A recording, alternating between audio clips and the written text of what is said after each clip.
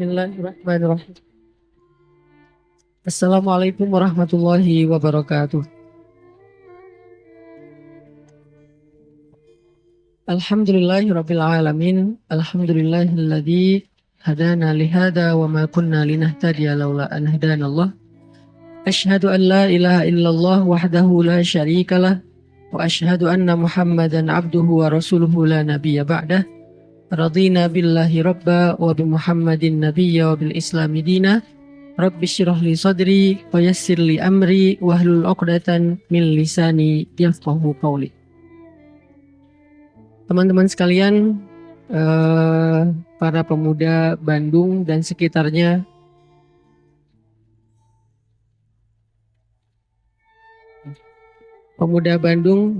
yang dirahmati Allah Subhanahu wa taala. Pada malam ini adalah perjumpaan pertama kita setelah Ramadan, dan untuk pertama-tama saya ingin mengucapkan kullu am wa antum bi khair. Taqabbalallahu minna wa minkum salihal a'mal. Semoga ibadah-ibadah yang kita kerjakan di bulan Ramadan menjadi ibadah yang akan memudahkan segala urusan kita sepanjang tahun ke depan. Teman-teman, dalam halaqah ataupun kajian nongkrong di masjid kita pada malam ini, pertama-tama saya ingin merefresh semangat dan niat kita bahwa duduk di dalam majelis ilmu atau nongkrong di masjid seperti ini adalah salah satu bentuk tajdidul iman, memperbaharui iman. Salah satu bentuk dari recharging iman, nge-recharge kembali iman kita kepada Allah Subhanahu wa taala. Karena al-iman yazidu wa yanqus, iman itu naik turun, sehingga ketika kita membiarkan iman itu nggak dicas dalam beberapa waktu, maka iman yang lemah, iman yang sedang turun itu akan berpengaruh kepada amal kita. Jadi modal beramal itu bukan fisik, bukan waktu, bukan juga harta. Bukan fisik, bukan waktu, bukan sekedar memiliki kelebihan harta. Bukan itu modal amal. Jadi ada orang yang gak sanggup ke masjid, itu bukan karena dia lemah fisiknya. Ada orang yang tidak sanggup baca Al-Quran, bukan karena dia gak punya waktu. Ada orang yang gak sanggup untuk memberi makan anak yatim, bukan karena dia nggak punya harta. Ada orang yang nggak sempat untuk melakukan sholat berjamaah, bukan karena dia sibuk dan dia lagi banyak kerjaan. Tetapi semua kebaikan yang tidak bisa dilakukan itu sebabnya karena imannya sedang lemah. Kalau imannya lagi kuat, maka keterbatasan fisik tidak akan menjadi excuse. Saya sering cerita, ada orang yang datang ke masjid bolak-balik, padahal fisiknya lemah. Misalnya kakek-kakek, yang rumahnya jauh dari masjid, yang tenaganya sudah mulai lemah, bahkan kakinya gemetar untuk berjalan. Di beberapa masjid di Bandung ada yang untuk masuk ke dalam masjid harus naik tangga yang lumayan tinggi, kayak Masjid Al-Murabbi misalnya di daerah Setrasari, atau Masjid Istiqomah, atau Masjid Ukhuwah ya. Jadi untuk masuk ke dalam masjid dia harus naik tangga. Tapi kakek ini selalu istiqomah ke masjid walaupun fisiknya lemah.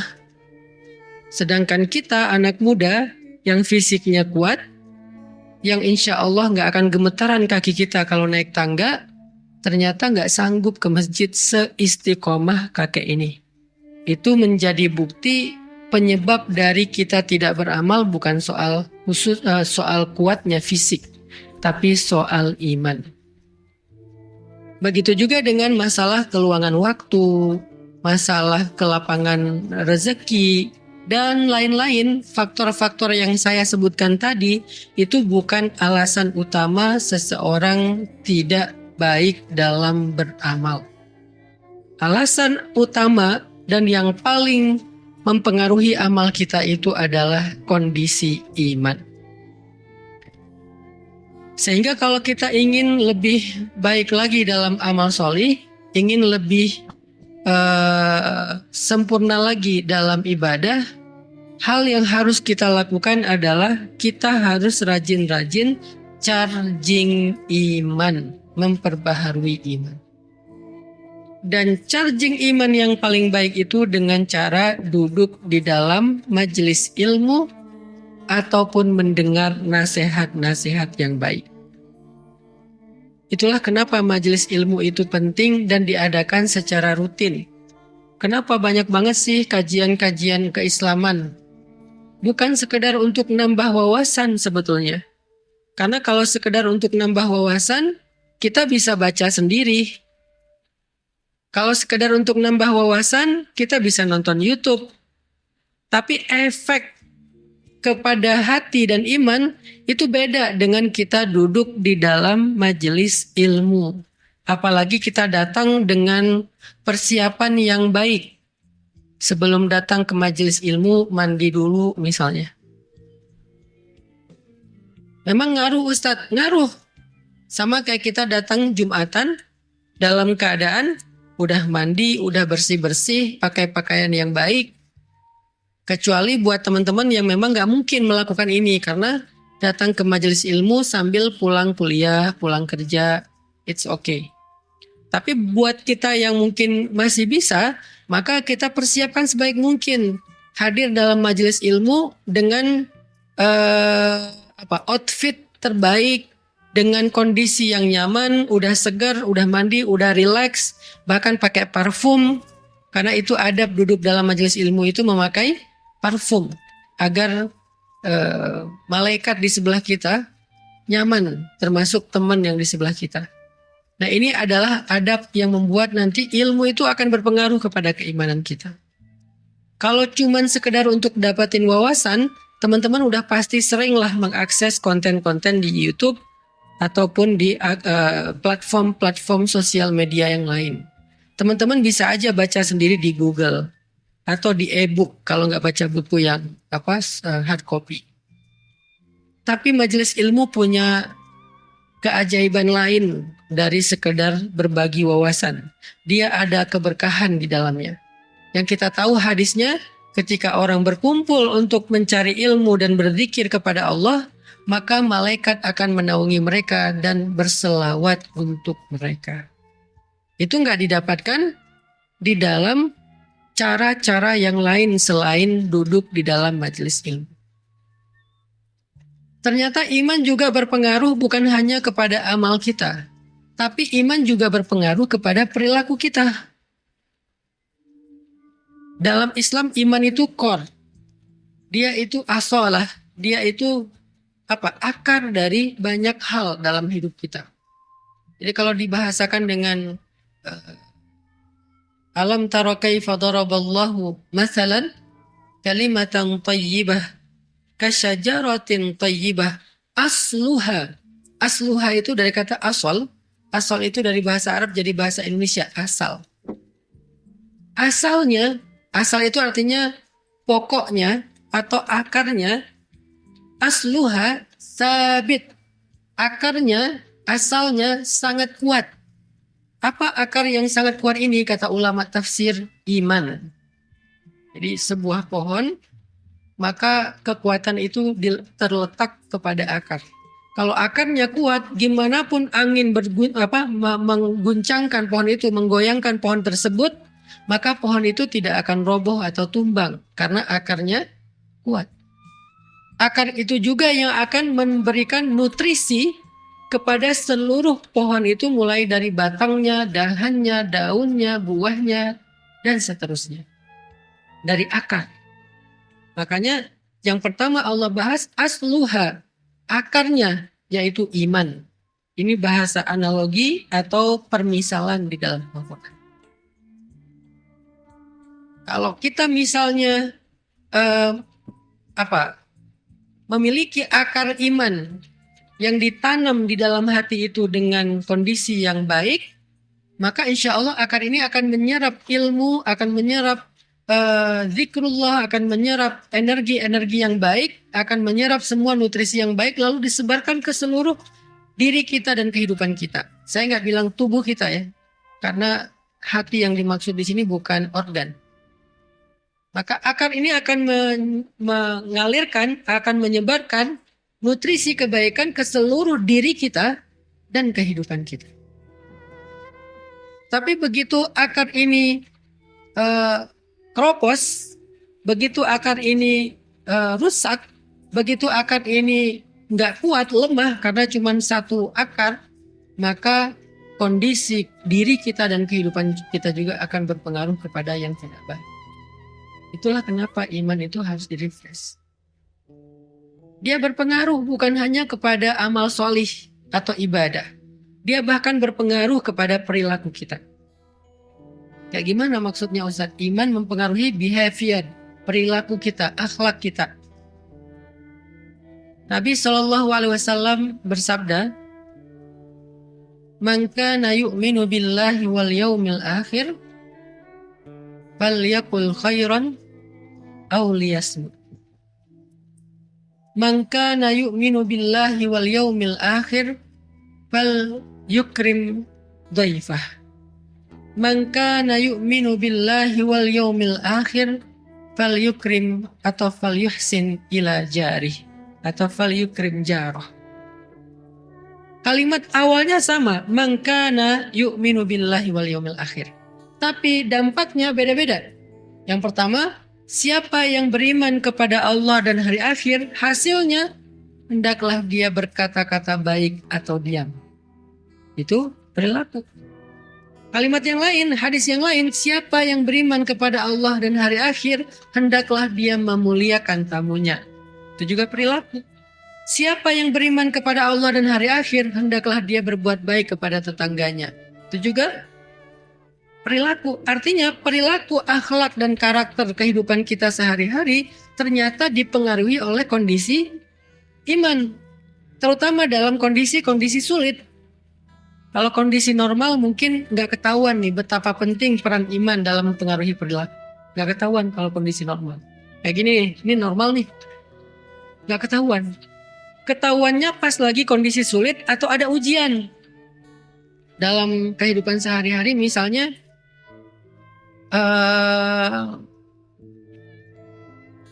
perilaku kita di dalam rumah itu sangat dipengaruhi oleh iman. Seorang suami kepada istri, sesabar apa suami kepada istri tergantung iman. Sesayang apa suami kepada istri tergantung iman. Selembut apa suami kepada istri tergantung iman. Bukan tergantung kita orang mana. Jangan sampai, saya kan orangnya kayak gini. Saya itu dari Sumatera. Saya itu orang Makassar. Saya itu orang Surabaya, Jawa Timur. Saya orang Madura. Saya orang Aceh. Saya orang Medan nih. Bentar. Coba lihat, Umar itu orang apa? Umar itu orang Quraisy. Dari suku Khuza'ah. Orang yang sangat keras dan kasar. Jadi kalau alasannya saya orang Medan, Umar mungkin lebih Medan dari kita. Sebelum ada iman. Saya orang Madura, Umar mungkin lebih Madura dari kita. Saya orang Aceh, Umar lebih Aceh dari kita. Saya orang misalnya Surabaya, apapun lah alasan background suku, Umar lebih daripada kita dalam urusan keras, kasar. Makanya dikenallah Umar dengan orang yang ghalidun syadid. Orang yang kasar dan keras. Atau mungkin kehidupan kita di masa lalu. Saya emang anak jalanan, saya tinggal di terminal, saya gaulnya di jalan. Orang jalan emang kayak gini. Umar itu lebih jalan daripada kita. Sebelum ada iman. Tetapi setelah iman, dia menjadi orang yang paling lembut terhadap istrinya di rumah. Dan kita mendengar kan kisah bagaimana Umar dimarahi istri diam aja. Padahal jin, kalau Umar lewat satu jalan, dia pasti nggak akan lewat lagi jalan itu selama-lamanya, selama bau tubuh Umar, harumnya, wanginya tubuh Umar itu tercium oleh jin di jalan itu, nggak akan lewat tuh jin, saking takutnya sama Umar. Kan sahabat sama jin macam-macam ceritanya ya, nggak kayak KKN ya, lebih ngeri lah. Sama Dawu, sama siapa lagi itu mah, ada jin yang dikejar sama sahabat sampai jin itu lompat ke pagar dan jatuh. Gak ada kan film kayak gitu? Jin dikejar sahabat, loncat pagar, kesandung jatuh. Ada jin yang apa istilahnya tuh, dilipat-lipat sama sahabat, kayak dilecekin sama sahabat. Kalau bahasa orang Jawa, diuyel-uyel sama sahabat. Ada yang digituin. Ada jin yang dipukul sama sahabat sampai buta matanya. Kalau Umar gak usah fisik, aroma tubuhnya Umar aja jin udah lari. Saking takutnya jin sama Umar. Kok takut? Apa sih yang ditakuti dari Umar? Ghalidun syadid, kasar dan kerasnya Umar. Bukan hanya iman ya. Kalau iman kenapa gak Abu Bakar yang kayak gitu? Karena Abu Bakar secara iman kita tahu gak ada tandingannya di antara umat Islam setelah Rasulullah kan. Kalau ditimbang iman Abu Bakar di satu timbangan, kemudian iman kaum muslimin sepanjang sejarah dari zaman Nabi sampai sekarang di timbangan yang lain, maka iman Abu Bakar itu lebih berat. Jadi pastinya kalau karena alasan kesolehan, Abu Bakar udah lebih soleh daripada Umar pastinya. Walaupun sama-sama soleh. Apa yang ditakuti oleh jin dari Umar yang tidak dialami oleh Abu Bakar, tidak dialami oleh Utsman, tidak dialami oleh sahabat-sahabat yang lain? Itu tadi, bahkan Khalid aja nggak ngalamin. Khalid nggak gitu sama jin. Jin takut sama Khalid, tapi nggak segitunya. Khalid bin Walid. Siapa lagi jagoan-jagoannya Nabi? Sa'ad bin Abi Waqqas. Siapa lagi? Banyaklah keren-kerennya sahabat. Pastinya Ali bin Abi Thalib. Ali sebetulnya juga sangat ditakuti jin. Jin mengambil jarak dari Ali itu sekian jauh. Tapi Umar aromanya ditakutin sama jin. Kenapa? Saking ghalidun syadid, saking keras dan kasarnya Umar, itu jin aja takut dengan kerasnya Umar. Nggak bisa mungkin kita jabatan tangan sama Umar aja, tangan kita remuk dan Umar nggak sengaja. Oh kenapa? Sampai ada yang patah, saking kerasnya dan kuatnya Umar. Jin takut banget tuh. Tapi orang kayak gini di rumah dimarahin istri, diam aja. Kenapa? Karena iman. Karena Nabi yang nyuruh gitu. Bersikap lemah lembutlah kamu kepada pasanganmu, kepada perempuan. Sehingga ketika perempuan marah, maka Umar bin Khattab akhlaknya terhadap istrinya menjadi baik karena iman di dalam hatinya. Begitu juga dengan perilaku yang di luar rumah. Mulai dari tetangga, mulai dari tamu, mulai dari dan seterusnya. Seperti yang kita pernah dengar kisah. Ada sahabat Ansor yang menyambut tamu di rumahnya. Dengan menghidangkan makanan satu-satunya yang dia punya, yang bahkan dia dari siang belum makan. Anak-anaknya belum makan kan? Pas malam tamu itu datang ke rumah mereka, mereka hidangkan makanan yang hanya cukup untuk satu orang dewasa. Dihidangkan kepada orang tersebut. Lalu tamu itu merasa gak enak hati, ini gimana makannya? Tuan rumah kok gak makan? Terus ini makanannya cuma sedikit. Cukup enggak kalau saya makan nanti tuan rumah jadi gak makan misalnya. Akhirnya yang punya rumah mematikan, memadamkan lampu di rumahnya, lalu menemani tamu ini makan dengan cara kecap-kecap seolah-olah ikut makan sampai tamu ini kenyang. Kok bisa ada yang berperilaku kayak gitu kepada tamu yang bahkan gak dia kenal? Kalau tamu itu teman lama mungkin beda cerita. Kalau tamu itu adalah misalnya saudara atau keluarga dekat, beda cerita. Ini tamu gak dikenal. Sesama mukmin doang nih modalnya. Sesama orang yang beriman, kok bisa kayak gitu? Karena mukmin itu diantara mereka adalah ikhwah. Innamal mu'minuna, sesungguhnya orang yang beriman itu bersaudara. Jadi dia perlakukan lebih daripada saudara biologisnya, sehingga dia bisa berperilaku seperti itu kepada tamu. Apa dasarnya? Iman. Asluha sabit. Iman itu mempengaruhi perilaku.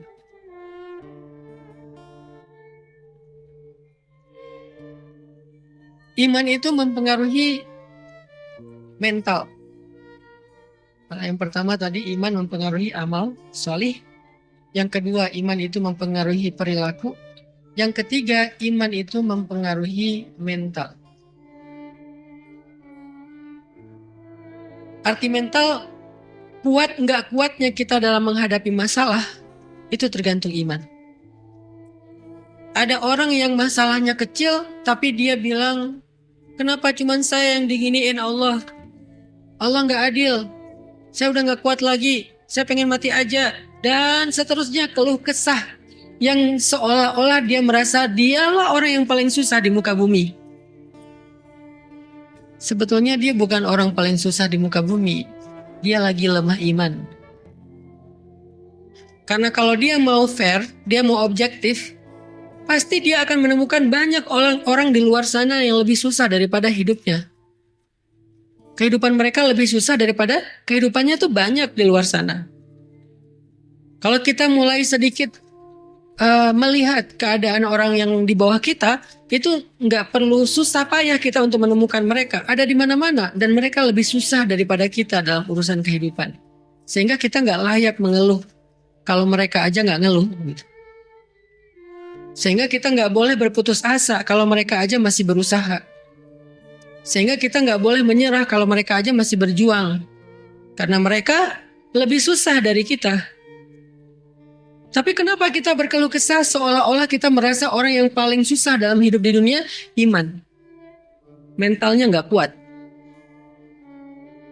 Hanya masalah perasaan, gak jadi nikah, diputusin, ditolak lamaran, dan seterusnya.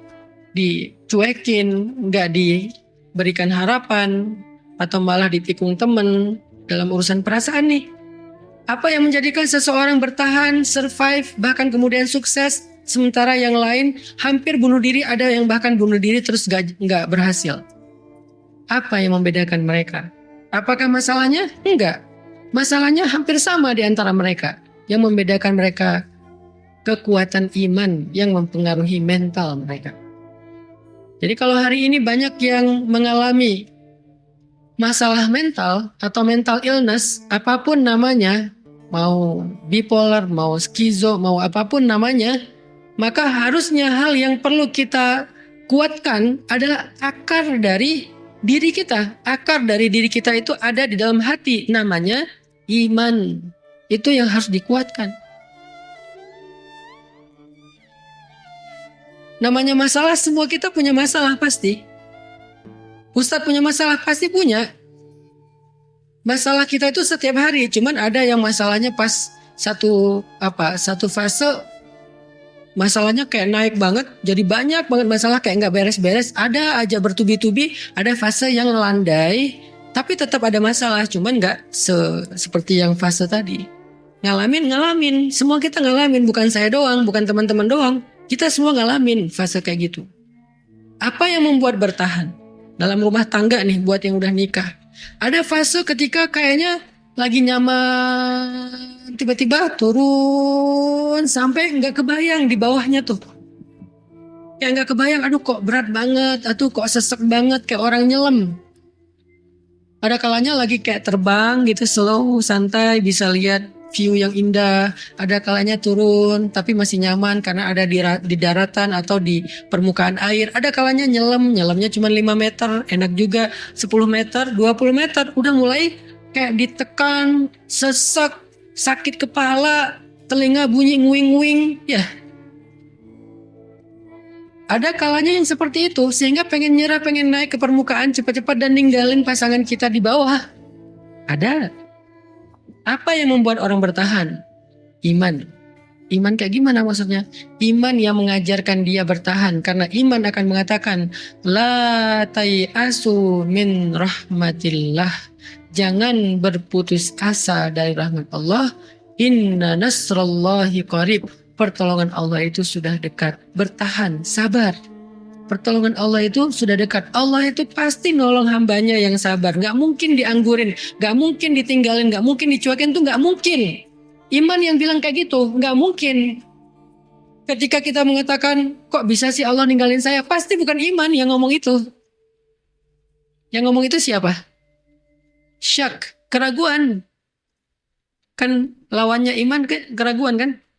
Wa minan nasi man yaqulu amanna billahi wa bil yaumil akhir wa ma hum bimu'minin. Ada orang yang mengatakan kami beriman kepada Allah, kami beriman kepada hari akhir, kata Allah, dan mereka bukanlah orang yang beriman. Mereka bilang iman tapi kata Allah enggak. Kenapa? Karena di dalam hati mereka fi qulubihim marad. Marad apa? Penyakit apa yang ada di dalam hati mereka? Raib. Zalikal kitabu la raib. Raib. Raib itu bahasa Arab yang jadi bahasa Indonesia. Raib itu hilang. Hilang di sini artinya apa? Diragukan keberadaannya. Berarti raib itu artinya ragu-ragu. Maka lawan dari iman adalah keraguan. Ketika kita mulai meragukan kebaikan, kebesaran, keagungan, kekuasaan Allah dalam konteks masalah pribadi kita, disitulah kita dalam kondisi lemah iman dan kemudian kita akan lemah dalam segala hal. Tapi ketika kita yakin kepada Allah, keagungannya, kebaikannya, kekuasaannya, kemuliaannya dalam konteks masalah kita, disitulah kita sedang kuat iman, maka insya Allah kita akan kuat dalam segala hal, termasuk kuat mental tadi.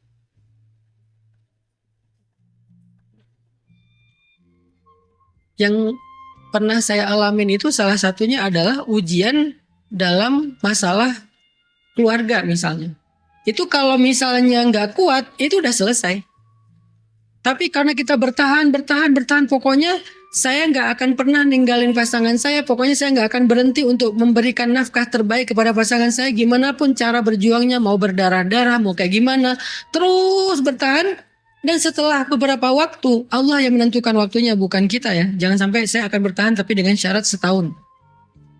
Setelah setahun berarti ini salah Allah nih. Kan saya udah sabar.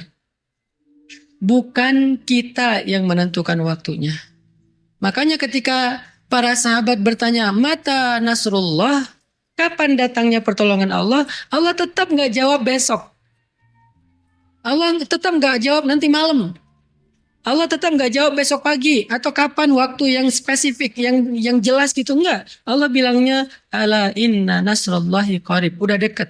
Kenapa bahasanya dekat? Enggak disebutin aja dekat itu berapa lama lagi sih? Sejam? Sehari? Sepekan? Enggak, karena Allah pengen kita belajar yakin sama Allah, bukan bertransaksi sama Allah. Kalau Allah bilang angkanya, kita akan bertransaksi. Oke, ya udah saya sabar ya, sehari kan? Tapi karena Allah bilang sebentar lagi, ya udah Allah lebih tahu deh kapan waktunya. Saya ikutin aja flow-nya. Jadi iman yang akan menuntun kita, berbisik kepada kita, memberikan nutrisi dan kekuatan kepada kita dengan kalimat-kalimat iman. Ala inna nasrullahi qarib. La haula wala quwata illa billah. La haula itu bukan kalimat orang yang sedang kaget. La haula wala quwata illa billah. Bukan. La haula kalimat orang yang pasrah. Saya udah gak kuat, saya gak ada daya, tapi saya masih punya Allah yang maha kuat dan maha kuasa. Saya udah gak kuat nih, saya gak ada daya upaya nih, la haula wala quwata, saya gak punya daya, saya gak punya kekuatan, wala quwata, illa tapi billah, saya masih punya Allah. Itu yang membuat kita bertahan. Saya gak bisa ngeharapin siapa-siapa nih. La ahli wala ashabi wala jari wala nas kullu nas fil ard. Saya nggak bisa berharap ke siapa-siapa, nggak keluarga saya, nggak tetangga saya, nggak sahabat saya. Terus gimana dong kalau saya nggak bisa berharap ke siapapun? Hasbi Allah. Bukankah cukup bagi saya Allah? Ini yang dibisikin oleh iman kepada kita sehingga kita memiliki kekuatan mental dalam menghadapi masalah kita, teman-teman. Insya Allah kita lanjutkan nanti setelah selesai sholat Isya. Barakallahu fiik. Bismillahirrahmanirrahim.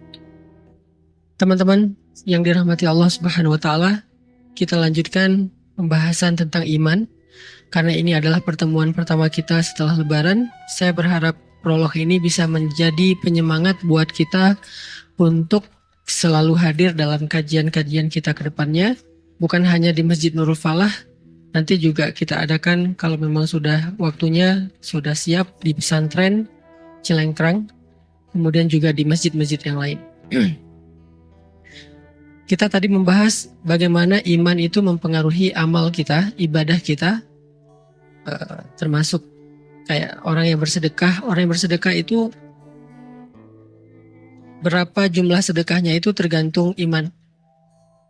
Kalau dia yakin sama hadis Nabi, iman itu kan artinya yakin dan percaya ya. Kalau dia percaya, kata Nabi, demi Allah tidak akan berkurang harta karena sedekah. Semakin dia yakin dengan kalimat itu ya semakin dia sedekahnya semaksimal yang dia bisa, walaupun tetap ada fikihnya. Jangan sampai kita memberikan sesuatu yang menjadi hak waris kita, menjadi hak keluarga kita, sampai kemudian keluarga kita kelaparan, kecuali dengan seizin mereka. Kayak cerita sahabat tadi ya, yang ngasih makan kepada tamu dengan seizin istrinya. Kalau nggak dengan seizin istrinya, dia zalim kepada keluarganya. Yang jadi pelajaran adalah kadang-kadang kita punya kelebihan rezeki pun tapi merasa sayang untuk diberikan. Dan kita merasa kalau udah sedekah itu uang kita berkurang. Kenapa orang merasa kalau sedekah uangnya berkurang? Karena dia ragu akan dikembaliin nggak nih sama Allah. Cuman nggak bisa ngomong. Yang berbicara di situ hatinya. Lisan kita nggak mungkin bilang Allah ngembaliin nggak uang saya, nggak mungkin. Tapi kita kan berkomunikasi dengan Allah lewat hati juga. Kadang-kadang dengan lisan kita berkomunikasi dengan Allah, tetapi hati kita sebaliknya. Innallaha la yanzuru ila aswarikum wala ila a'malikum walakin yanzuru ila qulubikum. Allah itu berkomunikasi dengan kita bukan dengan fisik dulu, bukan zahir dulu, tapi hati kita. Jadi kalau lisan kita bilang amanna, hati kita bilang ragu, maka Allah bilang wa ma hum bimu'minin. Kenapa kita kayak ragu-ragu mau sedekah? Karena kita pikir ini dibalikin gak ya, dibalikin gak ya? Buktiin deh, buktiin sendiri. Saya gak akan minta nih pakai apa, sini kasih, saya gak akan minta gitu. Buktiin sendiri-sendiri aja deh. Karena kita masing-masing punya cara sendiri, buktiin aja sendiri. Gimana kalau kita ngasih, gak lama tuh, gak lama, cepet banget. Berapa jumlahnya? Jangan tanya saya, Allah lebih tahu. Saya nggak berani menjanjikan angkanya karena bisa dikonversi dalam bentuk angka, bisa dikonversi dalam bentuk kehidupan, bahagia, hidayah, bisa juga untuk keluarga, anak kita, dan yang lebih baik lagi dikonversinya di akhirat. Jangan semuanya pengen diambil di dunia, terus akhirat kita sisanya apa? Kan kita nggak hidup sekali doang teman-teman. Kita hidup tuh 2 kali, mati yang sekali, hidup 2 kali. Dan dalam kehidupan kita di akhirat, kita juga butuh bekal seperti kehidupan di dunia. Tapi karena kehidupan di dunia ini kita nggak lama, bekalnya nggak banyak-banyak amat. Sedangkan kehidupan akhirat lama, susah, udah nggak bisa ikhtiar lagi. Di dunia kita masih bisa ikhtiar nih, di akhirat kita tinggal make yang di dunia, udah nggak bisa diikhtiarkan lagi. Itulah kenapa butuh bekal akhirat. Jangan semuanya pengen dihabisin di dunia. Kali 700 kali lipat. Kita sedekah 1000, pengen balik 700.000. Kok baliknya cuma 100.000? Kan 600.000-nya di akhirat. Karena kita butuh di akhirat itu lebih banyak daripada butuh di dunia. Kecuali di akhirat ada lapangan pekerjaan. Masih ada proyek-proyekan, masih bisa dagang. Masalahnya di akhirat nggak ada itu, adanya cuma nikmat dan kesusahan. Orang yang nikmat artinya dia mendapatkan rahmat Allah dan Allah merahmati dia karena amal-amal dia. Ini biar lengkap nih kalimatnya. Dia tidak mendapatkan nikmat karena amalnya, tetapi dia mendapatkan nikmat karena rahmat Allah. Masuk surga karena rahmat Allah, tetapi Allah merahmati yang beramal. Kan gitu ya. Kita gak masuk surga karena sholat. Kita gak masuk surga karena sedekah, karena puasa, karena amal solih. Kita masuk surga karena rahmat Allah. Ya. Terus pertanyaannya, siapa yang Allah rahmati? Yang beramal solih. Gimana Allah merahmati yang berbuat dosa, maksiat dan zalim? Kalau gitu di mana keadilan Allah? Kalau Allah sama-sama merahmati yang zalim sama yang terzalimi. Orang menyakiti kita, kemudian apa? Maaf nih bahasa lebih vulgar lagi. Seorang koruptor, seorang begal, seorang perampok yang belum bertobat nih ceritanya. Mengambil hak orang lain, merampas hak orang lain, menyakiti orang lain, sama masuk surganya dengan korbannya. Terus di mana keadilan Allah? Kecuali dia sudah bertaubat. Artinya kita di akhirat itu udah nggak bisa lagi beramal, nggak bisa lagi berusaha, sehingga orang yang menyesal di akhirat pasti ngomongnya gini, ya Allah kembalikan saya ke dunia, maka saya akan melakukan ibadah, sholat, sedekah dan seterusnya. Pasti minta dibalikin ke dunia. Kenapa? Karena di dunia doang bisa berusaha kayak gitu. Sehingga apa yang kita lakukan di dunia ini kalau nggak Allah balas persis dengan angka-angka dalam persepsi logika kita, yakinlah Allah tetap ngebales kok, cuman dikonversinya di akhirat. Sebagian dikasih ke dunia sesuai dengan kebutuhan kita. Dan Allah lebih tahu kok kebutuhan kita. Tapi yang pasti Allah balas. Dan seringnya sih cara Allah berhitung itu lebih baik daripada cara kita. Kita berhitung dikali sekian, Allah mengalinya lebih dari itu dan tidak ada batas. Seringnya kayak gitu. Iman yang menyuruh kita melakukan itu berpengaruh kepada ibadah. Kenapa kita berpuasa? Karena Allah memanggil ya ayyuhalladzina amanu, wahai orang yang beriman. Orang yang beriman yang bisa berpuasa. Kalau nahan lapar dan haus, banyak orang yang bisa. Tapi berpuasa dengan makna yang utuh hanya orang yang beriman. Panjang lagi nanti tuh ceritanya tentang bab itu. Tahun depan deh kita bahas di bulan Ramadan. Insya Allah kalau ada umur dan kesempatan. Jadi iman mempengaruhi amal. Kalau kita amalnya lagi lemah, pasti imannya lagi lemah. Coba segera tajdid iman kita, perbaharui iman kita. Refresh iman kita. Kalau ibarat akar, siram lagi tuh akar. Kasih pupuk. Tapi kadang ada orang yang ketika dia amalnya lagi drop, dia nggak tahu mau ngapain. Terus nanya, Ustaz gimana ya biar semangat beribadah? Sederhana jawabannya, tajdid iman kamu. Perbaharui iman kamu. Itu berlaku untuk semua kita. Cuman Rasulullah yang imannya stabil. Setelah Rasulullah bahkan sahabat pun imannya naik turun. Cuman naik turunnya sahabat tuh gini. Naik turunnya kita gini. Udah naik masih nurun sebetulnya. Orang yang normal naik turunnya gini. Kita naik turunnya gini. Apa naik turun kayak gini tuh? Kalau lagi turun yang wajib aja ditinggalin. Kalau lagi naik cuman yang wajib-wajib aja. Kalau yang normal, kalau lagi naik yang sunnah. Kalau lagi turun yang wajib tetap terjaga. Kalau sahabat lagi turun sunnah. Kalau lagi naik sunnahnya lebih dari itu. Artinya gak ada orang yang imannya benar-benar naiknya tuh naik tanpa turun itu kecuali Rasulullah Shallallahu Alaihi Wasallam. Selain itu ya naik turun, cuman model grafiknya unik-unik. Sebaik-baik naik turunnya ya grafiknya para sahabat. Setiap hari imannya naik, turun, tetapi mengarah ke atas. Kita kalau bisa kayak gini nih, itu udah keren sih. Naik amal soleh yang sunnah-sunnah ditambah. Pas turun yang wajib nggak ditinggalin. Kalau pas turun yang wajib ditinggalin, pas naik yang wajib dikerjain itu juga nggak khusyuk-khusyuk amat, ya udah pasti kayak gini nih, ke arah ke bawah. Lagi naik nih imannya, mulai salat wajib, naik iman salat wajib, kebayang nggak lagi turun? Karena harusnya turun iman salat wajib, naik iman salat sunnah. Naik iman baca Al-Ikhlas, kebayang nggak turunnya?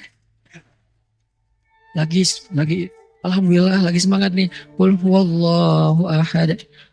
Naik iman. Turunnya baca kitab yang lain kali ya.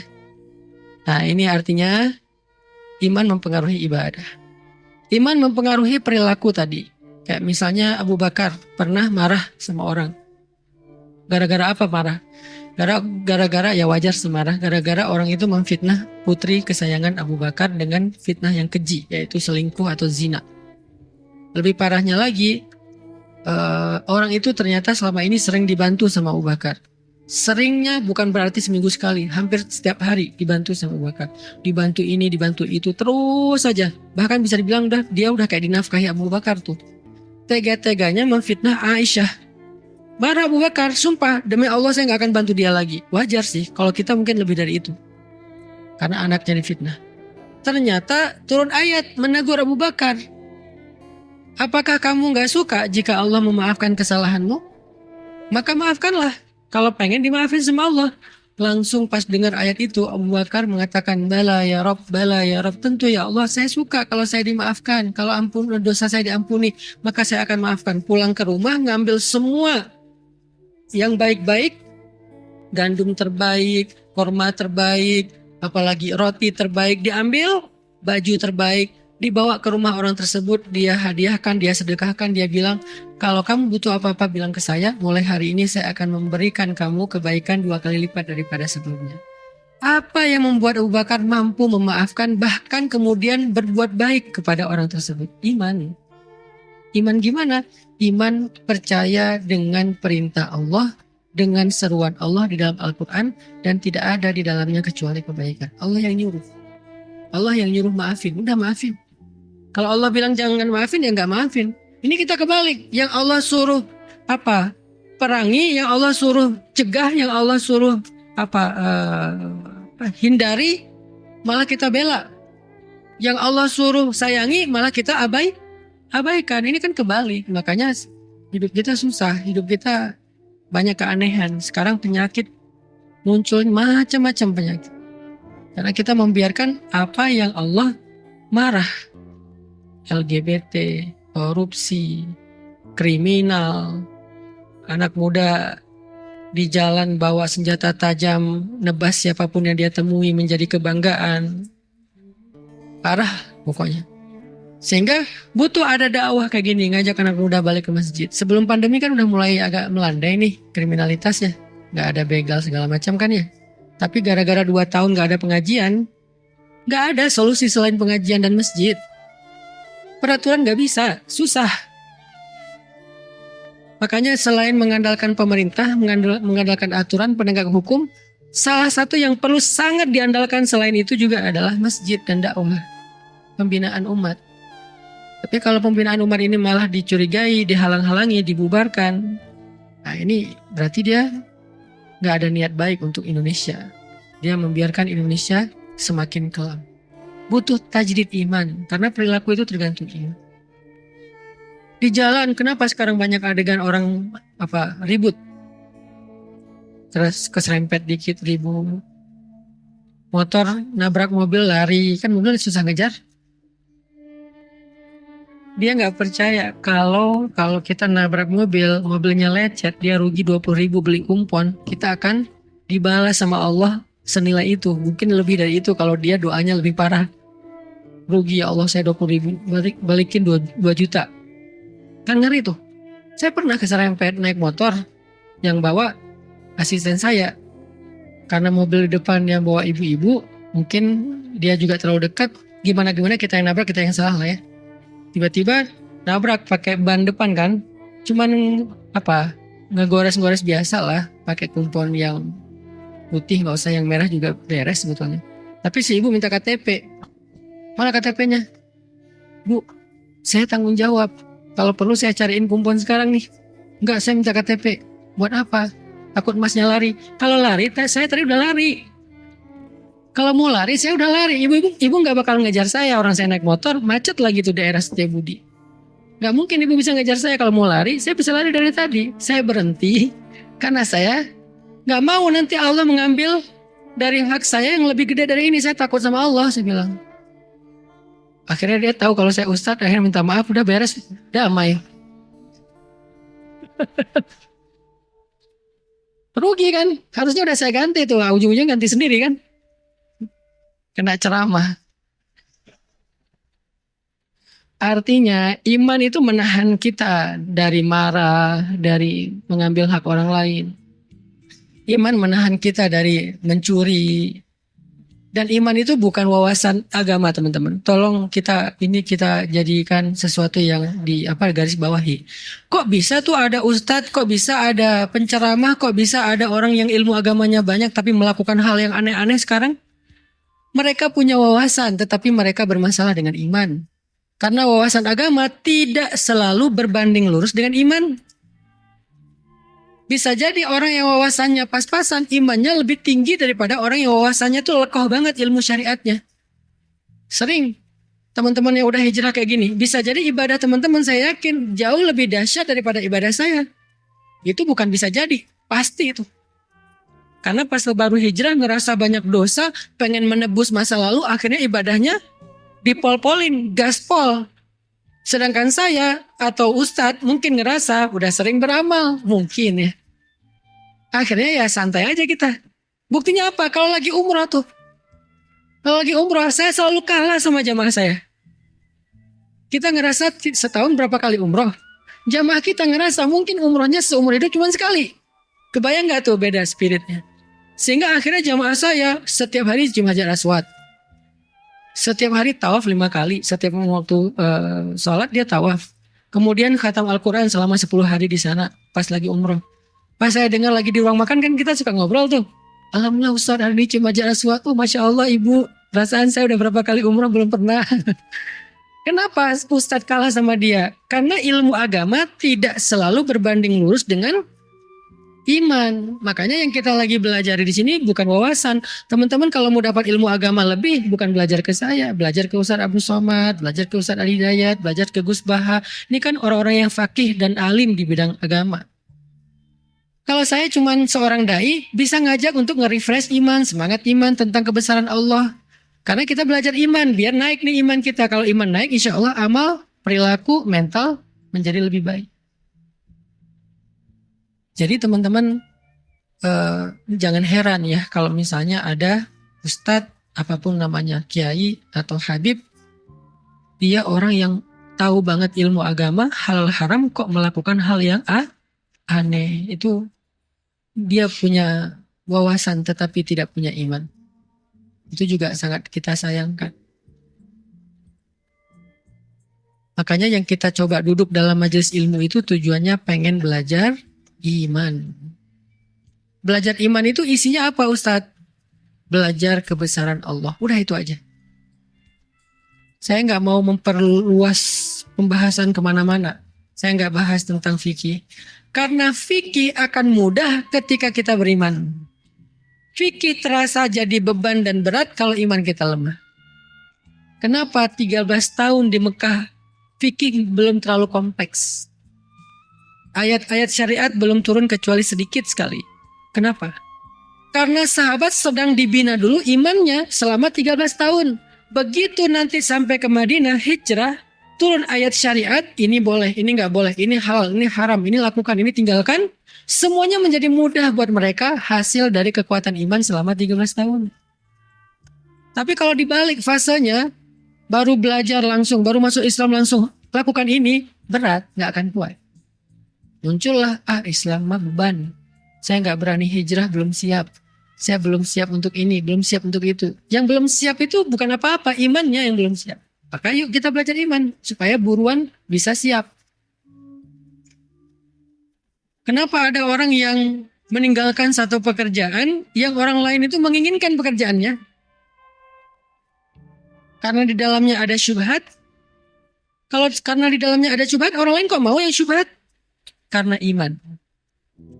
Iman yang membuat dia berani dan mengambil resiko untuk meninggalkan pekerjaan yang penghasilannya besar karena di dalamnya ada syubhat atau yang haram. Sedangkan yang lain yang imannya lemah atau mungkin belum punya iman, dia tidak melihat itu. Buat dia mana yang menguntungkan dan menghasilkan, bukan mana yang baik dan diridhoi Allah. Buat kita yang nggak baik, nggak diridhoi Allah, itu bukan rezeki. Jadi kalau ada istilah bukan rezeki kita, itulah yang bukan rezeki kita. Mana yang bukan rezeki kita? Yang haram. Itu bukan rezeki kita. Kalau ada yang halal kita hilang, itu bukan, narasinya bukan, ini bukan rezeki kamu. Bukan. Narasinya Allah mau mengganti dengan yang lebih baik dengan ini. Yang bukan rezeki kita itu yang haram, udah itu aja. Jangan sampai kita berpikir ketika kita kehilangan sesuatu, memang bukan rezeki saya. Rezeki kita itu. Tapi kalau kita sabar, Allah pengen mengganti yang lebih baik. Yang bukan rezeki kita itu yang haram atau yang syubhatnya kebanyakan. Kalau yang syubhat-syubhat dikit di zaman ini agak susah. Itu pilihan pribadi. Tetapi kalau pilihan dalam bahasa dakwah, kita nggak boleh terlalu memberatkan seperti itu. Yang jelas-jelas haram itu bukan rezeki kita. Sehingga kita tinggalkan. Nanti makan apa? Iman yang akan menjawab. Bukankah Allah yang ngasih makan?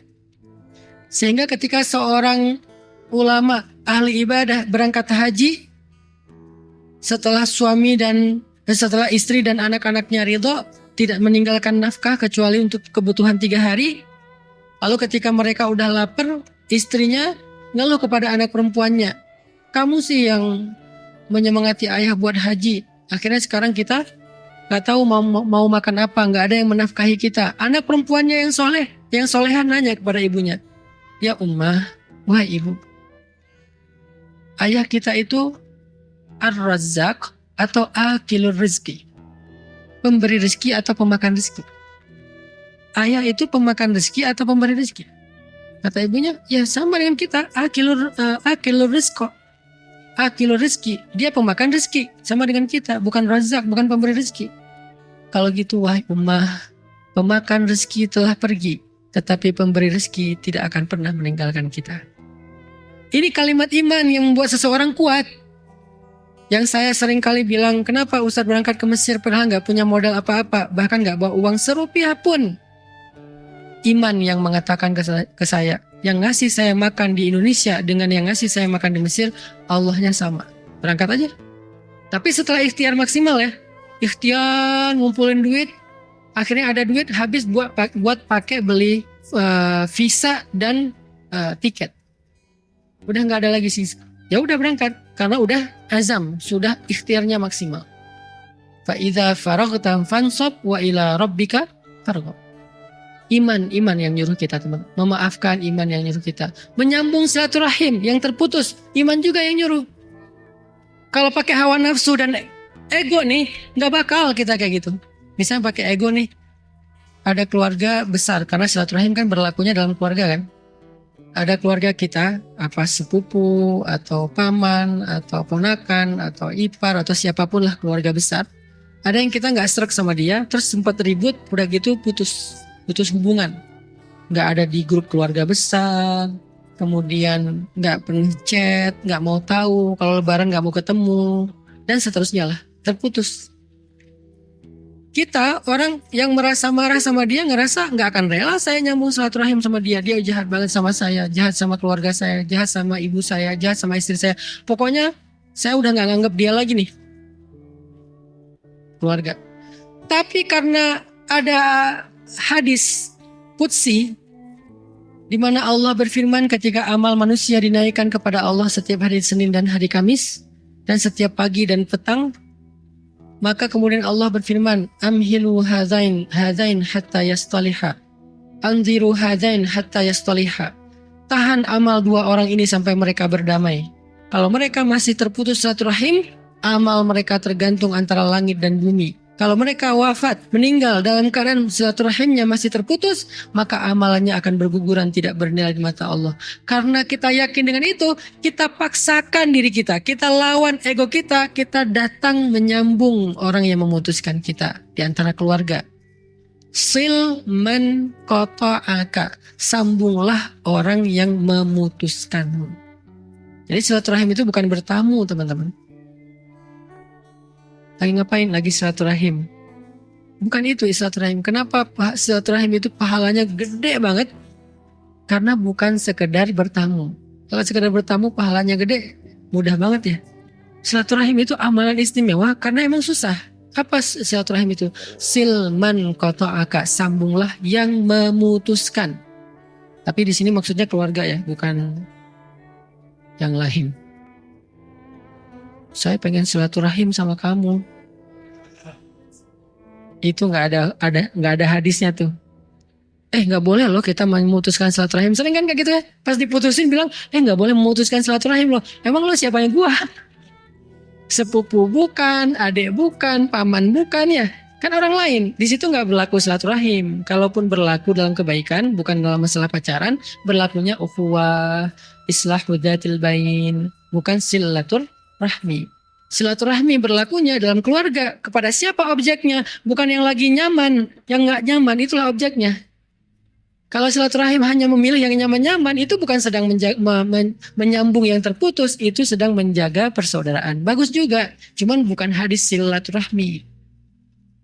Silaturahmi itu atau silaturahim itu hadisnya silman qata'aka, sambung yang memutuskanmu. Datang kita ke dia, walaupun dia yang memutuskan kita. Setelah datang ternyata dia nggak membuka pintu, minimal tanggung jawab kita sudah tertunaikan, sehingga amal kita terangkat kepada Allah. Tinggal amal dia yang tergantung di antara langit dan bumi. Kita mah enggak.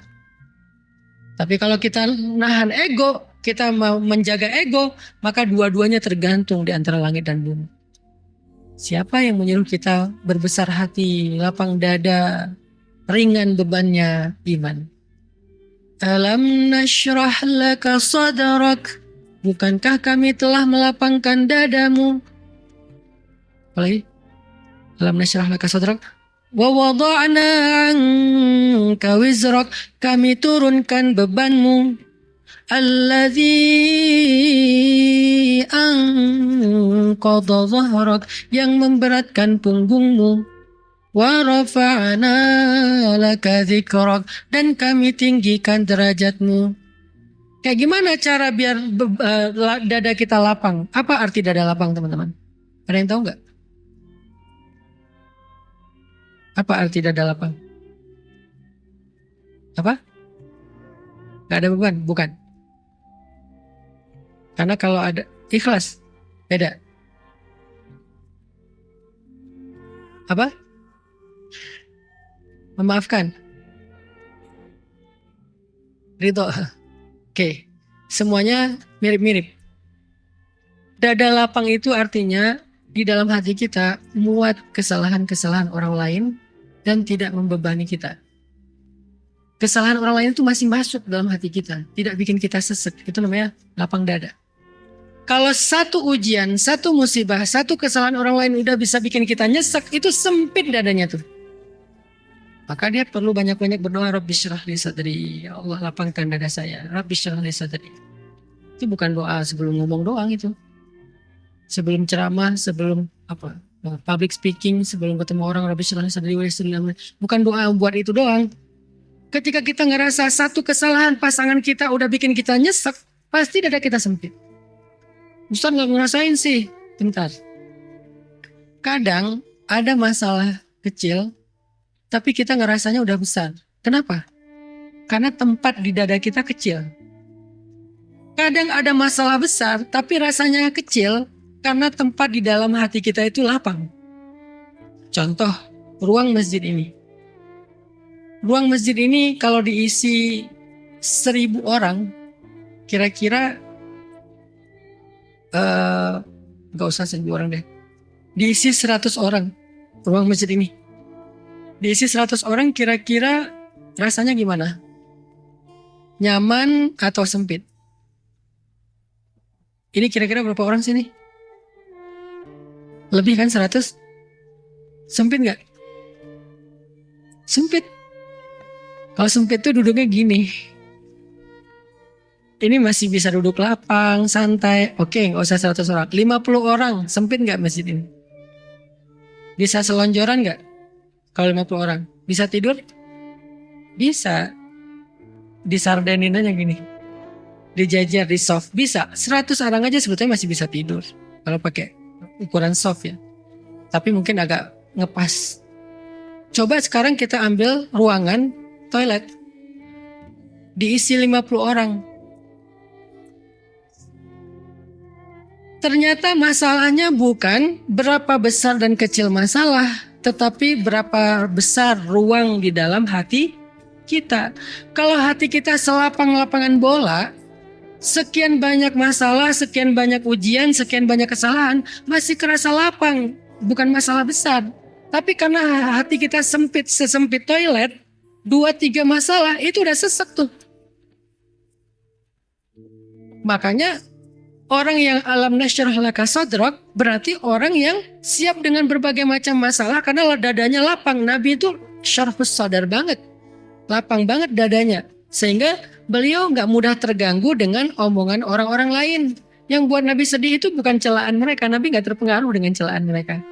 Orang Quraisy mencela beliau, menghina beliau, memfitnah beliau. Itu nggak ngaruh kepada hati beliau. Yang bikin beliau sedih, mereka nggak beriman, menolak kebenaran. Itu yang bikin Nabi sedih.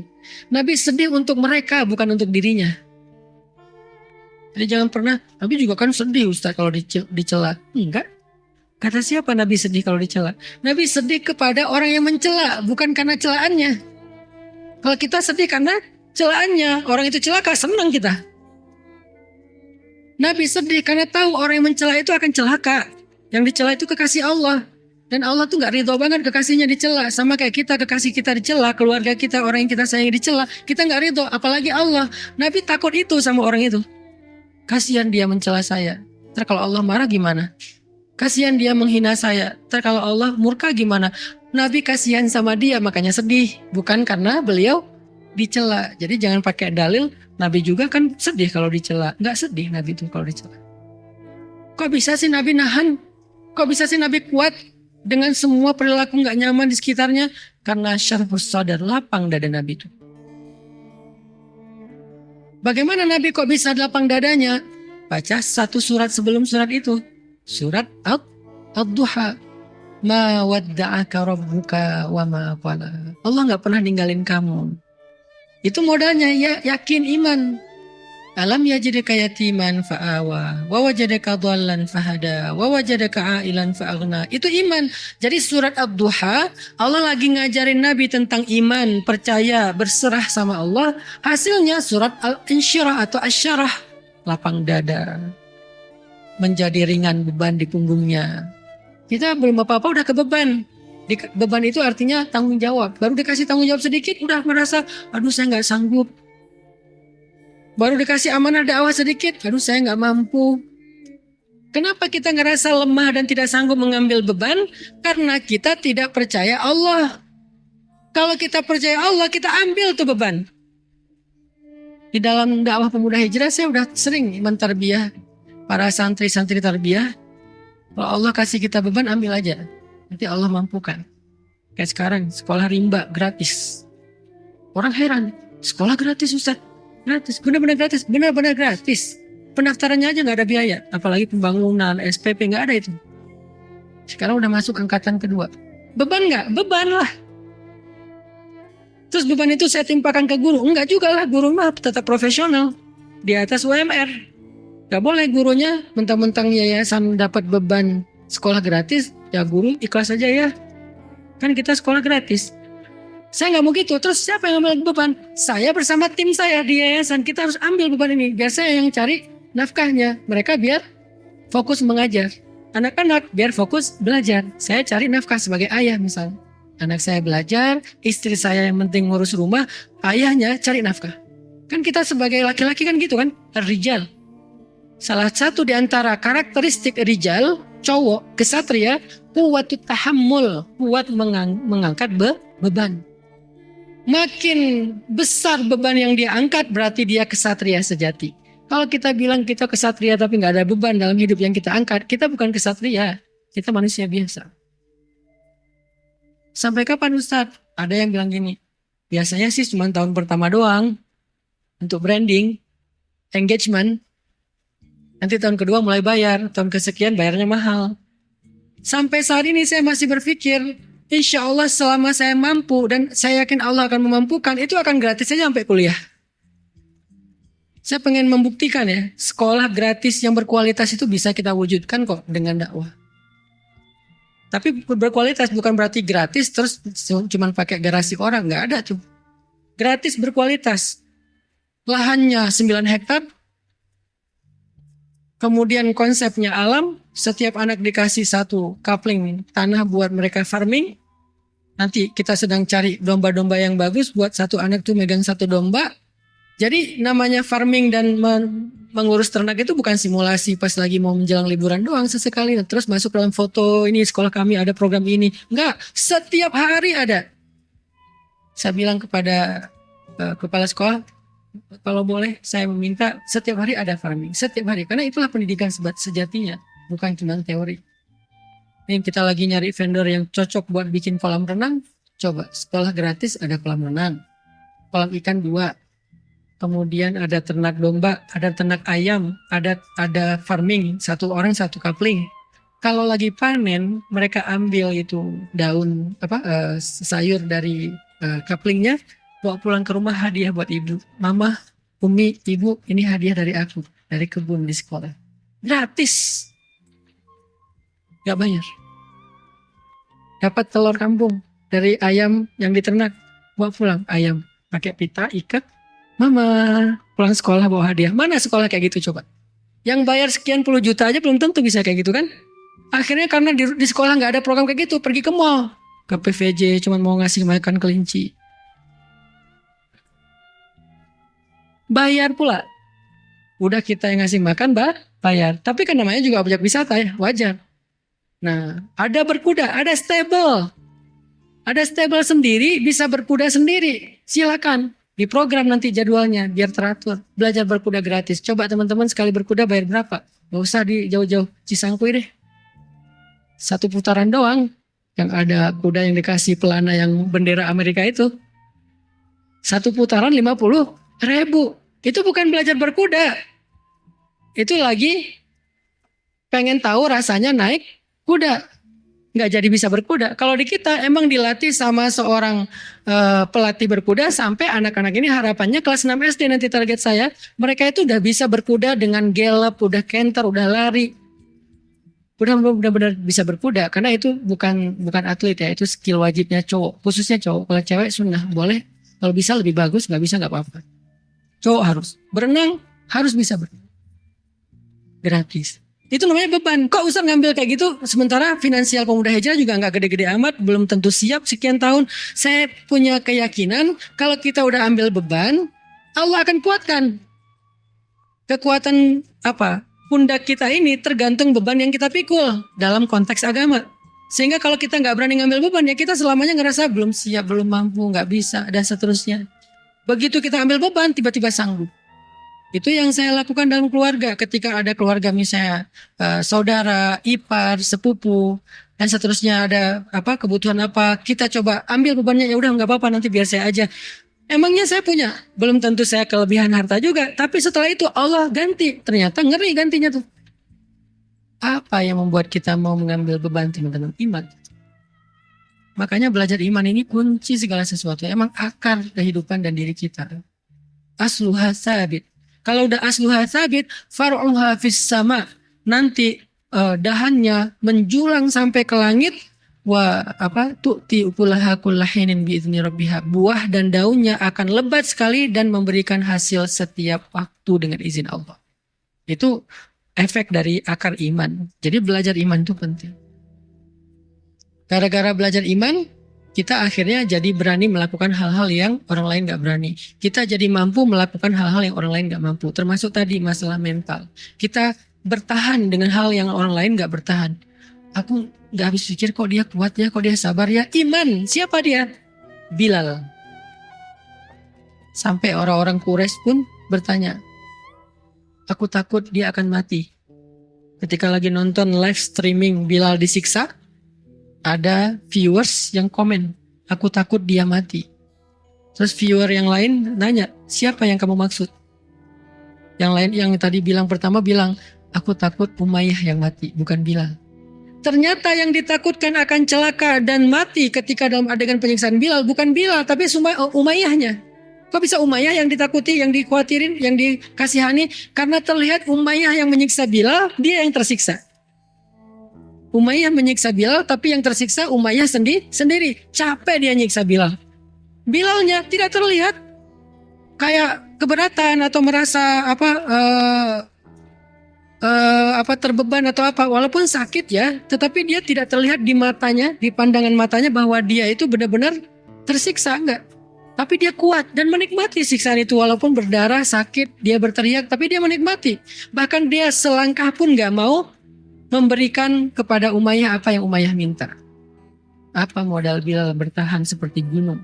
Sampai orang-orang mengatakan, sekarang aku baru tahu laki-laki itu bukan dilihat dari penampilannya, tetapi laki-laki itu dilihat dari ketabahannya.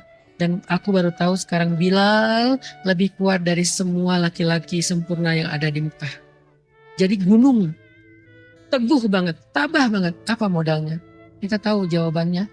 Kalimat ahadun ahad, ahadun ahad. Iman kepada Allah. Itu yang bikin Bilal bertahan. Jadi kalau kita mau ngambil Bilal sebagai model, inspirasi, teladan kita agar kita bertahan, ya berarti kuatin ahadun ahadnya. Iman, belief, percaya, sikoh, berharap sama Allah. Itu modal banget loh teman-teman. Modal banget. Jadi sebelum kalian belajar sains, belajar ilmu apapun, bahkan ilmu agama dalam bentuk wawasan, belajar ini dulu. Sehingga kalau kalian udah belajar iman, apapun setelahnya akan menjadi kebaikan. Belajar sains setelah iman, nanti jawabannya kalimat responnya adalah, ekspresinya adalah hadza min fadli rabbi subhanaka rabbana ma khalaqta hadza batila. Jadi responnya adalah Allahu Akbar. Itu respon orang yang mengerti sains setelah iman.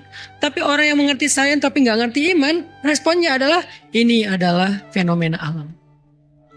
Kalimat fenomena alam. Dia lebih mending pakai kalimat itu daripada memuji Allah. Padahal ini bukan fenomena alam doang. Ya, tetapi di atasnya ini kebesaran Allah. Ini kebesaran Allah. Sekecil apapun penemuan saintis yang dia dapatkan, maka dia akan mengatakan ini kebesaran Allah. Ini kebesaran Allah. Karena biasanya orang kalau nggak ngerti iman, dia akan mengatakan, wah ini teori ilmiahnya begini, ini fenomena alam, ini terjadi karena ini. Penjelasannya detail, tapi dia lupa ada siapa di balik semua itu. Kita kalau lagi takjub sama Instagram dan Facebook, kita pasti nggak lupa dong sama foundernya yang membuat platform secanggih ini. Kalau kita takjub sama teknologi Tesla dan seterusnya, kita nggak lupa dong sama foundernya yang buat teknologi canggih masa depan seperti ini. Ada helikopter, ada mungkin mobil listrik, ada nanti bentar lagi taksi terbang, ada apa segala macam, banyak lah. Kita kalau takjub sama misalnya sebuah platform jual beli yang bikin banyak orang jadi orang kaya kayak Amazon, kita takjub juga pasti sama foundernya. Artinya kenapa kita nggak lupa sama Jeff Bezos, Elon Musk, Mark Zuckerberg dan seterusnya? Karena kita tahu mereka sebelum kita paham mereka itu nggak terputus dari karya mereka. Maka karya Allah, yaitu ciptaannya, nggak akan terputus dari Robnya. Ini nggak terjadi tanpa Allah. Sebagaimana Facebook nggak ada tanpa si Mark. Sebagaimana Tesla nggak ada tanpa misalnya Elon. Sebagaimana misalnya si Microsoft nggak ada tanpa Bill Gates. Amazon nggak ada tanpa Jeff dan seterusnya. Kita yakin itu. Kenapa giliran alam kita bilang ini fenomena alam, seolah-olah terjadi secara kebetulan dan tidak ada orang di balik, tidak ada zat di balik. Kita kagum banget sama karya-karya kecil manusia, kita kurang kagum sama karya besar yang Maha Pencipta. Itu iman. Makanya belajar iman dulu sebelum apapun. Jadilah mukmin dulu. Termasuk jadi pengusaha, apalagi pengusaha, modalnya iman banget itu. Kalau nggak karena modal iman, kemungkinannya satu, dia nggak akan bertahan. Kemungkinan kedua, kalau dia sukses, dia akan jadi orang yang sombong dan lupa diri. Kalau belum sukses nggak akan bertahan, setelah sukses, lupa diri dan sombong. Tapi kalau dia beriman sebelum sukses, dia akan bertahan sampai dia sukses. Kalau setelah sukses, dia menjadi orang yang paling bermanfaat untuk orang lain dan tidak lupa kepada Allah. Hadza min fadli rabbi. Belajar iman. Bagaimana cara kita belajar iman, teman-teman? Belajar iman duduk dalam majelis ilmu, mendengarkan nasihat-nasihat tentang Allah. Jadi kita nongkrong ini lagi ngomongin siapa nih? Ngomongin Allah. Kita nggak ngomongin artis, kita nggak ngomongin tentang berita yang lagi viral, kita nggak ngomongin tentang diri kita lagi ngomongin tentang Allah. Itu tujuan kita duduk dalam majelis ilmu. Semua tema saya bisa dibilang itu sebetulnya tema akidah, cuman dalam konteks-konteks yang berbeda. Jomblo fisabilillah itu akidah banget itu. Kok bisa Ustaz? Kan ada statementnya. Serahkan aja hatinya kepada Allah. Biar Allah yang menggenggam hatinya. Jadi jangan kamu yang genggam. Putusin, udah gitu serahin sama Allah. Itu kan ilmu akidah. Karena akidah itu solusi. Iman itu solusi. Kalau bukan karena kita yakin sama Allah, nggak berani juga kita mutusin ya. Nanti kalau jadi sama yang lain gimana? Nanti kalau dia berubah pikiran gimana? Allah yang menjaga hatinya. Tapi terjadi Ustadz, setelah diputusin jadi sama yang lain. Artinya Allah memang pengen ngasih kamu yang lebih baik dari dia. Emang kamu lebih tahu dari Allah? Allahu ya'lamu wa antum la ta'lamun. Allah lebih tahu dan kamu nggak tahu. Mana? Ya sabar. Kapan? Ala inna nasrullahi qarib. Bentar lagi, tunggu. Lagi disiapin yang terbaik. Kamu juga persiapkan diri biar nggak jomplang gitu. Dia udah baik, kamunya nggak benar. Kasihan dia. Kamu udah baik, dia belum siap. Kasihan kamu. Lagi disiapin sama Allah. Ada waktunya nanti. Memang bisa Ustaz. Saya mah yakinnya 100% bisa. Itu udah pasti itu. Teori akidah itu udah gak ada 1%, 0,0 sekian persen pun gak ada keraguan. 100% benar udah. Lebih benar daripada kita yakin batu dilempar ke langit, jatuh ke bumi secara gravitasi. Lebih dari itu. Itu kita yakinnya ada sisa ragu gak? Kalau kita lempar barang nih. Ini saya lepaskan jatuh ke tanah gak nih? Masih ada yang meragukan? Kayak gitu aja kita yakinnya 100%.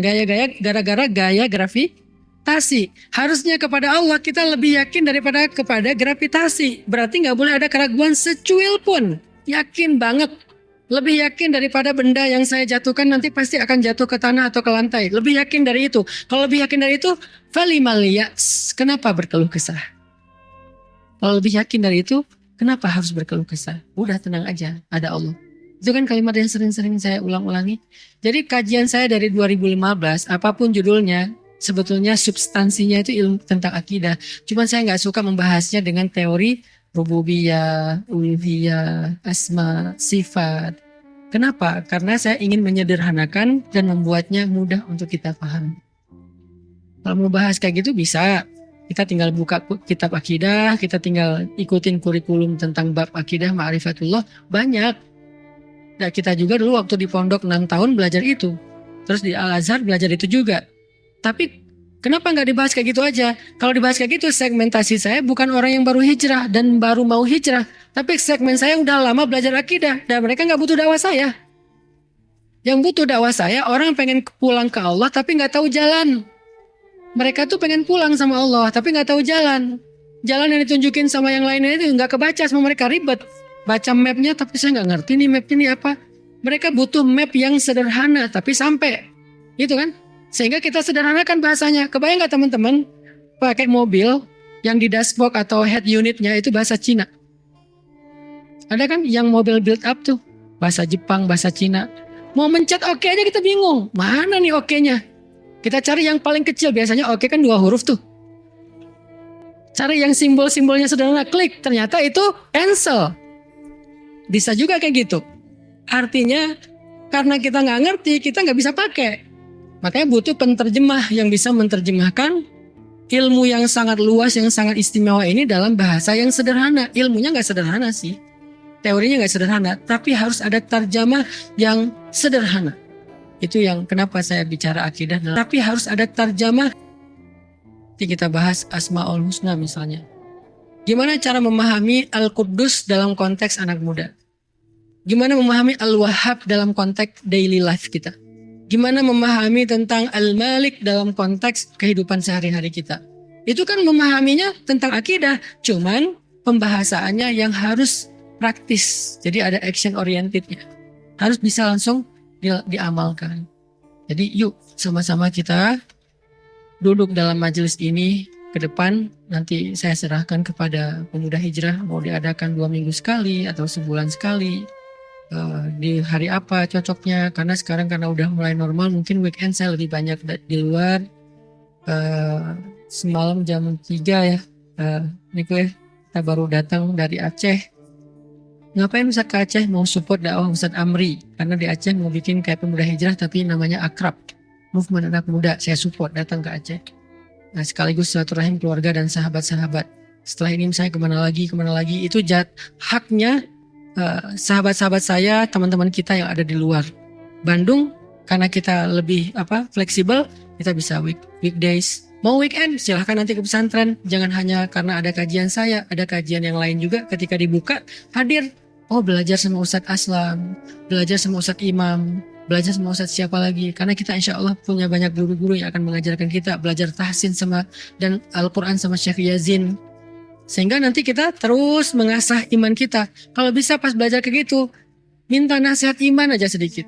Karena belajar tahsin pun ada iman. Apalagi belajar Al-Quran ya. Kan banyak ayat-ayat iman tuh. Belajar syariat pun harus dengan iman. Kalau enggak kita enggak akan sanggup menjalankan syariat. Syariat berkurban bentar lagi. Kalau enggak pakai iman, pasti itu berat tuh. Tapi beli handphone, ringan itu. Handphone iPhone 14 bentar lagi keluar. Yang katanya di belakang juga udah bisa ada touchscreen-nya di belakang. Berapa harganya? Yang paling murahnya 18 juta. Oh, murah banget loh. 18 juta. Kalau yang Pro Max 30 juta. Wah, dapat yang kayak gini 30 juta. Worth it banget ya. Giliran kambing, domba cuman 4 juta yang ideal. Kita anggap, maaf ya, saya belum sanggup, saya bukan orang yang mampu dan segala macam. Ada aja excuse-nya. Apa masalahnya? Iman, bukan mampu gak mau. Tapi kalau kita yakin bahwa domba atau sapi yang kita kurbankan di Idul Adha itu gak mungkin sia-sia, gak akan mengurangi harta kita, udah itu mah ringan banget. Justru yang mengurangi harta kita itu membeli urusan dunia, itu kurang harta kita, benar-benar kurang. Apalagi elektronik, saat beli aja udah berkurang. Kendaraan baru beli udah turun. Kecuali aset-aset mungkin dia agak stabil atau cenderung naik. Tapi kalau kendaraan, elektronik kan baru beli juga udah turun. Karena berstatus second kan, baru beli juga. Gak lagi berstatus baru. Sejak dibuka wrappingnya atau kotaknya udah berstatus second dan udah langsung turun harganya. Walaupun belum kita install apa-apa. Buka aja nih wrappingnya nih. Udah harganya turun 50 ribu, 100 ribu. Baru buka doang wrappingnya. Belum saya pegang kok handphonenya, tapi ini udah kebuka nih. Handphone belum dipegang, udah kebuka gini, udah turun. Tapi insya Allah kalau fisabilillah, salah satunya berkurban, nggak kayak gitu teorinya. Tapi kok kita nggak yakin sih, kok kita nggak gregetan sih, kok kita nggak semangat sih? Tadi masalah iman sama Allah. Kalau kita udah bukan hanya naiknya itu sejak kita niat udah naik tuh harta kita. Niatnya benar ya. Saya tahun ini pengen domba. Yang udah biasa domba, tahun ini saya pengen sapi. Baru niat nih, udah naik harga. Udah naik derajat, udah naik pahala. Jadi pahala niatnya tuh. Udah gitu kita beli. Belum disembelih, baru dititipin. Udah naik lagi pahalanya. Disembelih sama kita, apalagi kalau kita bisa menyembelih sendiri, lebih keren lagi. Saya sih pengen bikin tren ya tahun ini. Bagi yang mau aja, yuk kita belajar menyembelih domba sendiri. Nanti di pesantren, bentar lagi kita akan bikin tarbiyah menyembelih domba. Gak usah sapi dulu deh, domba dulu aja. Buat anak muda yang sudah mau menyembelih domba tahun ini, berkurban domba, tolong usahakan mulai tahun ini kalau bisa nih, yang bagi yang serius nih, mulai nyembelih sendiri deh biar sempurna ibadahnya. Jangan disembelih orang. Kan biasanya masalah di Idul Adha itu susah nyari jagal ya. Jagal laris manis tuh. Dari pagi nyembeli sampai malam tidur gak sengaja. Saking laris refleks gitu kan. Wah, kerjaannya siang-siang wah sepanjang tuh air tuh grul tuh. Anak saya yang paling kecil gara-gara ngelihat saya nyembeli. Sampai hari ini asal digendong. Saya gendong dia. Udah gitu salah. Takbir dulu. Allahu Akbar, Allahu Akbar. Nggak gini dia. Kalau gini berarti dia salah, karena dia ngelihat kita udah dapat tarbiyah tentang cara menyembelih yang benar. Gini caranya. Mau pakai pedang palsu, mau tangan, saya juga aduh salah nih saya nunjukin ke Ertugrul. Jadi tahun ini dia saya suruh main aja deh, nggak usah lihat lagi saya nyembelih, karena ntar. Artinya mulai tahun ini bisa nggak nih anak muda Bandung duluan nih? Kan biasanya tren dari kita kan, anak muda Bandung, kalian yang udah bisa berkurban satu domba, usahakan nyembelih sendiri. Nanti dari panitia tinggal nyiapin bilah pisaunya aja nih. Datang kan biasa kita nonton domba yang kita punya kan. Nah sekarang jangan cuma nonton, apalagi sampai bilang saya nggak kuat lihat darah. Cewek ngomong gitu oke. Kita ngomong gitu nggak kuat lihat darah. Astagfirullahaladzim. Belajar tahun ini kita kuatkan, karena kalau rame-rame biasanya lebih kuat kan, kalau sendiri kan nggak ini ya, nggak tega kan, kita orangnya lembut sih. Kalau rame-rame insya Allah lebih berani. Nah kita nanti akan, tapi ikut tutorial dulu, jangan asal-asalan nanti menzalimi dan menyakiti hewan sembelihan. Latihan dulu, nanti di pesantren kita bikin pelatihan menyembelih yang syar'i, yang sunnah, yang tidak menyakiti, yang membuat dagingnya tidak mengandung kolesterol karena darahnya habis semuanya. Insya Allah sehat dimakan juga, karena syariat itu pasti baik. Karena kita nggak menjalankan syariat dengan baik, makanya kita penyakitan ya. Nah itu nanti kita latihan bareng-bareng. Setelah itu yang mau menyembelih ngerasain sensasi dan kebaikan menyembelih yang dialami oleh Nabi Ibrahim, Nabi Muhammad, kita rasain sendiri nih, bukan cuma dengar cerita. Yuk bareng-bareng kita lakukan tahun ini, sehingga semuanya bisa menyembelih jadi cowok sejati. Yang perempuan Ustadz memang bukan kayak gitu syariatnya, makanya titipin ke cowok, tapi nggak ada cowoknya, makanya jangan tolak kalau datang ya. Kalau ada yang datang terima. Itu aja. Barakallahu fikum. Bismillahirrahmanirrahim. Ya Allah, ampunkanlah dosa kami. Dosa kami setelah Syawal, mungkin kami tidak seperti Ramadan. Di bulan Ramadan kami rajin ke masjid. Di bulan Syawal kami mulai jarang. Di bulan Ramadan kami membaca Al-Quran. Di bulan Syawal mungkin sampai hari ini belum khatam. Di bulan Ramadan kami menahan diri dan hawa nafsu. Di bulan Syawal kami tidak mampu. Di bulan Ramadan kami rajin itikaf, betah di rumahmu. Tapi di bulan Syawal kami lebih betah di rumah kami. Ya Allah, maafkan kesalahan kami ya Allah. Tidak ada niat kami untuk meninggalkanmu dan lebih tertarik dengan Ramadan. Sesungguhnya Ramadan itu adalah syariatmu. Ramadan telah pergi tetapi engkau bersama dengan kami. Ya Allah, istiqomahkan kami dalam ketaatan seperti bulan Ramadan, walaupun kami berada di bulan-bulan yang lain. Sehingga ketika kami istiqomah dan dawam, engkau juga akan selalu menemani kami dan merahmati kami. Ya Allah, berkahilah majelis kami ini dengan majelis yang penuh rahmat, yang di dalamnya kami belajar iman tentang engkau. Tambahkanlah iman kami lewat majelis ilmu. Jangan biarkan kami termasuk orang-orang yang ragu kepadamu. Rabbana atina fid dunya hasanah wa fil akhirati hasanah wa qina adzabannar. Walhamdulillahirabbil alamin. Subhanakallahumma wa bihamdika asyhadu an la ilaha illa anta astaghfiruka wa atubu ilaik. Assalamualaikum warahmatullahi wabarakatuh.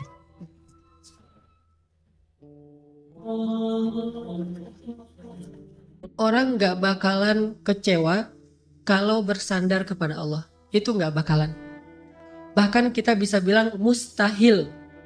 Mustahil seseorang itu kecewa gara-gara berpegang, bersandar, menyerahkan dirinya kepada Allah. Itu mustahil. Bukan seperti itu sunnatullah. Karena siapapun yang berserah diri kepada Allah, maka dia telah berpegang kepada tali yang paling kokoh. Wa man yuslim wajhahu ilallah. وَمَنْ يُسْلِمْ وَجْهَهُ إِلَى اللَّهِ وَهُوَ مُحْسِنٌ فَقَدِ اسْتَمْسَكَ بِالْعُرْوَةِ الْوُثْقَى وَإِلَى اللَّهِ عَاقِبَةُ الْأُمُورِ. Siapa yang menyerahkan dirinya kepada Allah dan dia senantiasa berbuat baik, maka sesungguhnya dia telah berpegang kepada tali yang paling kokoh, dan kepada Allah segala urusan dikembalikan. Jadi nggak ada orang yang kecewa kalau dia berpegang kepada Allah. Masalah apapun. Masalah rezeki, masalah jodoh, terutama yang kedua. Kalau kita bergantung kepada Allah dalam urusan jodoh, maka insya Allah kita nggak akan kecewa. Mak comblang yang paling baik itu adalah Allah. Kalau mak comblangnya Ustadz, kadang-kadang ngecewain. Ustadz, ini CV saya. Oh ya, kriteria yang kamu cari seperti apa? Saya emang gak susah-susah Ustadz, standar-standar aja. Ya standar yang gimana? Yang tingginya 180, yang kulitnya bening, sampai kalau minum kelihatan airnya ngalir gitu, transparan. Kemudian yang hidungnya seperti pedang, yang matanya seperti bidadari. Tahu mata bidadari? Besar dan sayu, tapi nggak gelok. Nah ini kriterianya. Terus kata Ustadz, kalau yang kayak gitu Ustadz juga mau gitu ya. Akhirnya pas ketemu Ustadznya duluan yang ta'arufan. Ini kalau mak comblangnya manusia. Tapi kalau mak comblangnya Allah jauh lebih meyakinkan dan gak bakalan kecewa. Dengan kriteria apapun, wahuwa ala kulli syai'in qadir. Dan kalau Allah menjanjikan yang baik akan ketemu dengan baik, pasti innahu la yukhliful mi'ad. Allah tidak pernah mengingkari janjinya. Masalah apapun kita harus mengandalkan Allah. Coba deh selalu ngandelin Allah. Bahasa gampangnya gini, udah tenang aja ada Allah itu. Dan kalau kita sudah melibatkan Allah, la yudayya'akallahu idzan. Itu pasti Allah nggak bakalan ngecewain kamu. Kalau udah ngandelin Allah, ini gimana nih? Udah tenang aja ada Allah. Allah tidak akan mengecewakan. Salah satu kalimat udah tenang aja ada Allah adalah la tahzan innallaha ma'ana. Kalau kita ada teman lagi galau gitu, terus kita bilang, la tahzan innallaha ma'ana. Kalau bahasa kita, woles bro, tenang aja ada Allah. Santai bro, karena ada Allah. Itu bahasa Arabnya la tahzan innallaha ma'ana. Andalin Allah dalam masalah kita. Ada masalah apapun, serahin aja sama Allah. Bismillah, la haula wala quwata illa billah. Bahkan kadang-kadang hanya dengan berzikir la haula wala quwata illa billah, Allah kasih keajaiban yang luar biasa. Karena setelah seseorang bersandar kepada Allah, la yudayya'anallahu idzan. Pasti Allah nggak akan ngecewain. Pasti Allah nggak akan ngecewain.